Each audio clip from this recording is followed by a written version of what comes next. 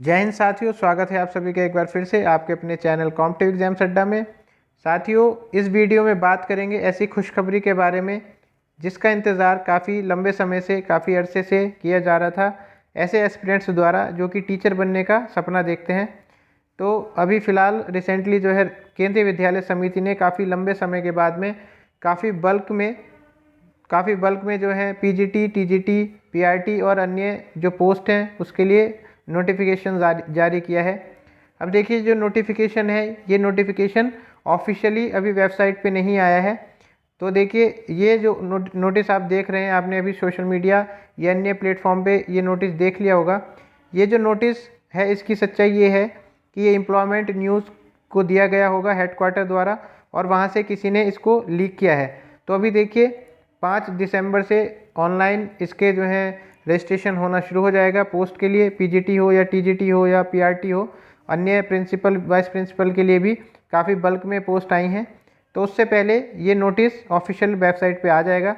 Official website कौन सी है? तो देखिए, ये है केवीएस की ऑफिशियल वेबसाइट kvsangathan.nic.in। इस पर आप ये जो नोटिस हैं जो आप देख रहे हैं स्क्रीन पे, ये आप वहाँ पे आपको मिल जाएगा। अब देखिए, 2 नोटिस निकाले गए हैं।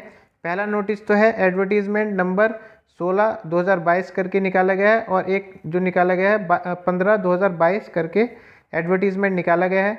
इन दोनों एडवर्टीजमेंट के बारे में हम देखेंगे, दोनों एडवर्टीजमेंट को भी हम देखेंगे। इसके अलावा वीडियो में आपको क्या क्या मिलेगा, वीडियो में आपको जो सारी डिटेल्स रहेंगी, जैसे कि कितनी वैकेंसीज़ हैं, किस किस में कितनी वैकेंसीज़ हैं, मोड क्या रहेगा एग्ज़ाम का, और इसके अलावा रजिस्ट्रेशन आपको कैसे करना है, वो सारी चीज़ें, सिलेक्शन प्रोसीजर है वो क्या रहेगा, और इसके बाद में देखिए एलिजिबिलिटी क्राइटेरिया क्या होने वाला है, जो सभी पोस्ट हैं उनके लिए फीस स्ट्रक्चर क्या रहेगा, एज क्या रहेगी, एग्ज़ाम पैटर्न क्या रहेगा, और सैलरी वगैरह जो है वो कितनी रहती है, और सिलेबस के बारे में भी हम चर्चा करेंगे। अब देखिए, उससे पहले मैं दोस्तों आपको बता दूं कि जो भी एस्पिरेंट्स, जो भी टीचर बनने का सपना देख रहे थे, केवीएस वैकेंसीज़ का इंतज़ार कर रहे थे, उनके लिए ये वन टाइम अपॉर्चुनिटी है। वन टाइम अपॉर्चुनिटी मैं इसलिए बोल रहा हूँ आपको क्योंकि इसमें जो है काफ़ी लोगों की एज जो है जा चुकी है। जैसे कि पीआरटी के लिए 30 साल जो है मैक्सिमम एज होती है, तो 30 से क्रॉस कर लिया है कोरोना करके और वैकेंसीज़ नहीं आई हैं, उसकी वजह से एज जा चुकी है। लास्ट जो है 2018 के करीब में ये वैकेंसीज़ आई थी, उसके बाद में वैकेंसीज़ नहीं आई। कुछ नॉर्थ ईस्ट के स्कूल्स में ज़रूर वैकेंसीज़ निकाली गई हैं, लेकिन इस तरीके से बल्क में वैकेंसीज़ नहीं आई थी। तो इसलिए ये वन टाइम अपॉर्चुनिटी मैं इसको कहूँगा। और वन टाइम अपॉर्चुनिटी का एक कारण ये भी है कि देखिए, ये जॉब अगर आपको मिल गई तो मिल गई, नहीं तो ये इस तरीके की वैकेंसीज़ काफ़ी लंबे समय बाद में आती हैं। और बल्क में तो इतनी वैकेंसीज़ अभी तक बल्क में जो है आपको बहुत कम देखने को मिलती हैं। तो आप इसके लिए बिल्कुल ज़रूर मेहनत करें और इस बार सिलेक्शन लेने की पूरी कोशिश करेंगे। अब देखिए, नोटिफिकेशन को देख लेते हैं। सबसे पहले तो केंद्रीय विद्यालय के बारे में जो लोग नहीं जानते हैं, तो केंद्रीय विद्यालय एक ऑटोनोमस ऑर्गेनाइजेशन है, मिनिस्ट्री ऑफ एजुकेशन के अंडर आता है, और डिपार्टमेंट जो है इसका department of school education and literacy के अंडर ही आता है। 25 इसके रीजनल ऑफिसेज हैं। हेडक्वार्टर जो रहेगा केवीएस का वो रहेगा न्यू दिल्ली में। इसके अलावा जो रीजनल ऑफिसेज हैं वो आप देख सकते हैं, आगरा, अहमदाबाद, बेंगलुरु, भोपाल, ऐसी जो मेन सिटीज़ हैं, चेन्नई या चंडीगढ़ जैसी मेन सिटीज़ में इसके रीजनल ऑफिसेज हैं।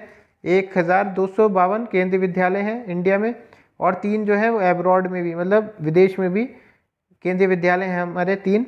इसके अलावा ये जो नोटिस आप देख रहे हैं, इसको जैसे कि मैंने बताया कि kvssangathan.nic.in की वेबसाइट पे आप अभी जल्दी देखने वाले हैं। आज 1 दिसंबर हो गई है, तो आप 3-4 दिसंबर या कल परसों में ही ये नोटिफिकेशन आप वहाँ पे आपको मिल जाएगा, और 5 दिसंबर से रजिस्ट्रेशन जो है शुरू हो जाएंगे। इसके अलावा देखिए, ये जो मैं भी आपको दिखा रहा हूँ, ये एडवर्टीजमेंट नंबर 16/2022 है, और इसमें ये प्राइमरी टीचर की, जिसको पीआरटी बोला जाता है, पीआरटी की टीचर्स की वैकेंसीज दी हुई हैं। अब देखिए, इसमें जो टोटल वैकेंसीज हैं वो 6414 हैं। काफ़ी बड़ी संख्या में वैकेंसीज हैं। इसमें आप कैटेगरी वाइज भी देख सकते हैं, और यहाँ पे आप देख सकते हैं कि kvssangathan.nic की वेबसाइट पे 15 दिसंबर से शुरू होगा और 26 दिसंबर तक रात के 11:59 तक ये सारी चीज़ें चलेंगी। तो एक नोटिस तो आप ये देख सकते हैं और दूसरा नोटिस जो है आप इसको देख सकते हैं, ये नोटिस 15/2022 के नाम से जो है इसको जारी किया गया है। और इसमें थोड़ी चीज़ें जो हैं वो क्लियर नहीं है, लेकिन मैं मोटे तौर पे आपको बता दूं कि इसमें असिस्टेंट कमिश्नर की भी वैकेंसीज़ हैं, प्रिंसिपल की वैकेंसीज़ हैं। असिस्टेंट कमिश्नर की 52 वैकेंसीज़ हैं, प्रिंसिपल के लिए 239 वैकेंसीज़ हैं, वाइस प्रिंसिपल के लिए जो है टोटल 203 वैकेंसीज। इसके अलावा जो पीजीटी की अगर हम बात करें तो पीजीटी में Hindi, English, physics, chemistry, maths, biology, history, geography, economics, commerce, computer science और बायोटेक्नोलॉजी की वैकेंसीज़ हैं।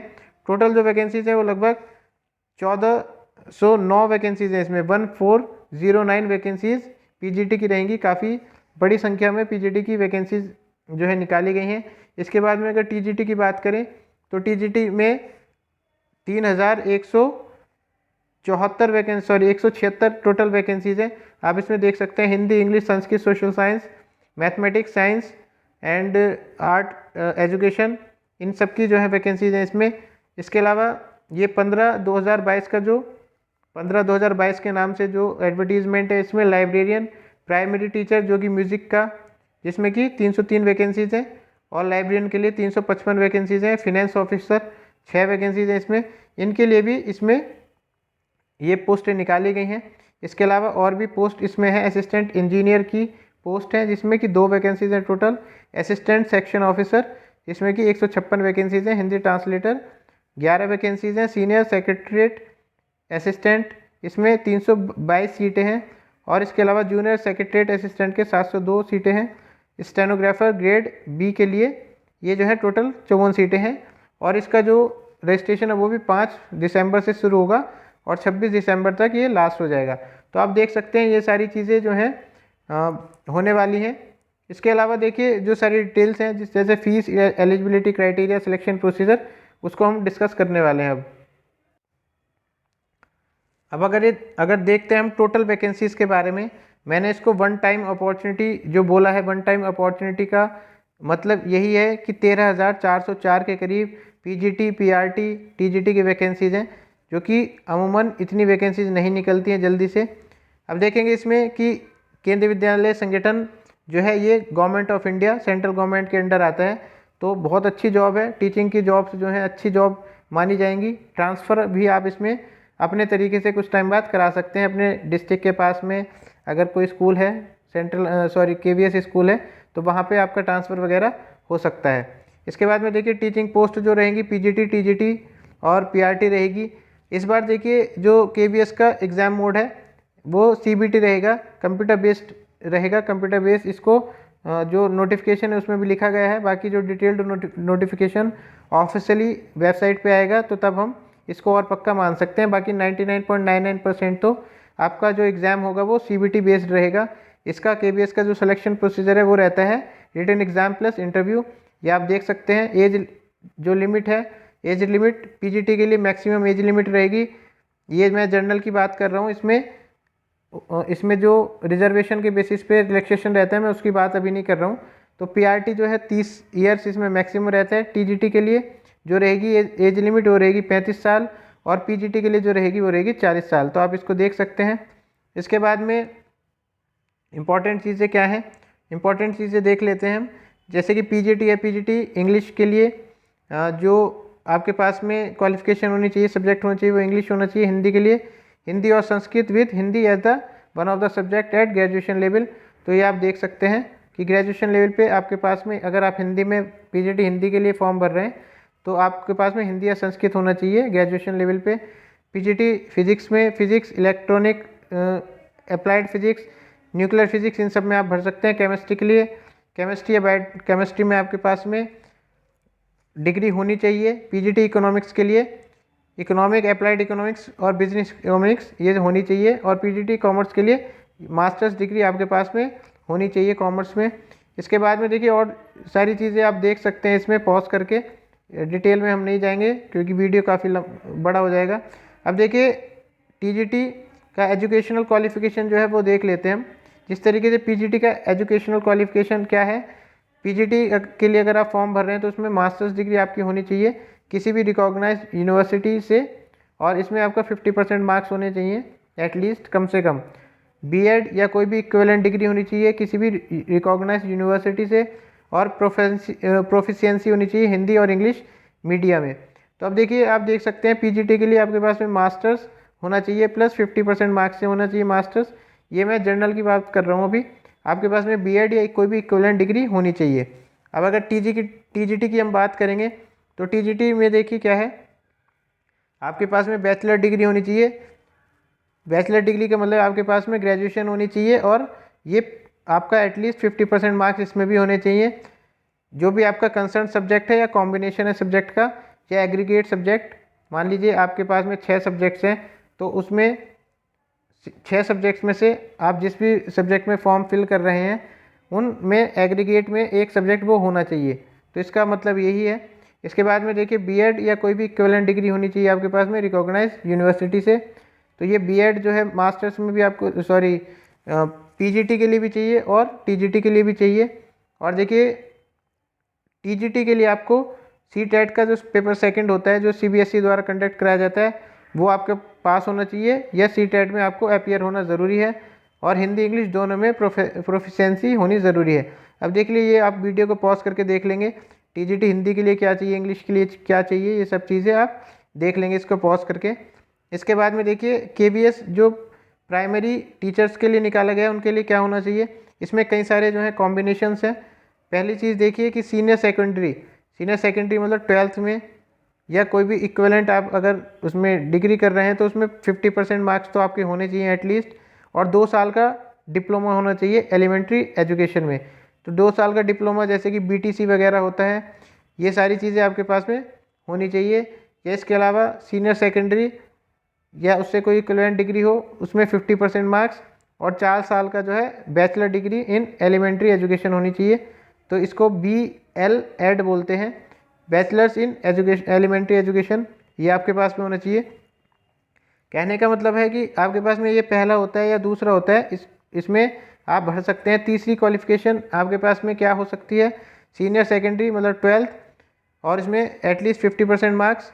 और दूसरी चीज़ 2 ईयर का डिप्लोमा इन एजुकेशन होना चाहिए इसके साथ में आपके पास में, और सीटेट आपका क्लियर होना चाहिए। सीटेट जो है क्लियर होना चाहिए। तो मान लीजिए 12th में 50% मार्क्स से ज़्यादा, और प्लस जो है बीटीसी आपने मान लीजिए की हुई है।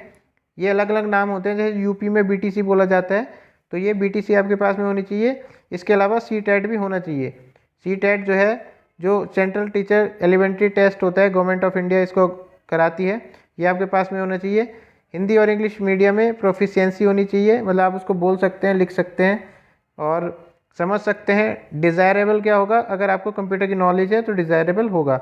अब अगर म्यूज़िक की बात करते हैं तो म्यूज़िक में 12th होना चाहिए आपके पास में 50% मार्क्स के साथ में, या इंटरमीडिएट आपके पास में 50% मार्क्स के साथ में होना चाहिए, और बैचलर डिग्री होनी चाहिए म्यूज़िक में।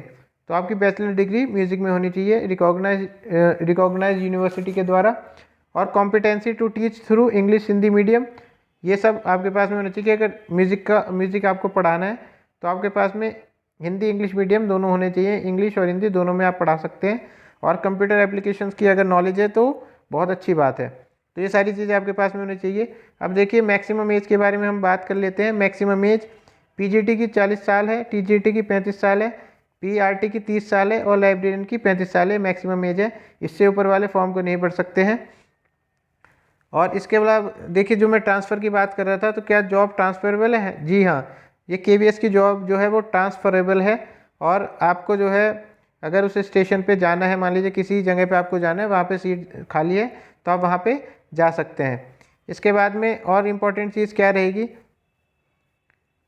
तो ये सारी चीज़ें हमने डिस्कस कर ली हैं। इसमें देखिए रजिस्ट्रेशन किस तरीके से होगा, सिलेक्शन प्रोसीजर मैंने आपको बता दिया, इंटरव्यू और रिटर्न के बेसिस पे होगा। एलिजिबिलिटी क्राइटेरिया मैंने आपको बता दिया है।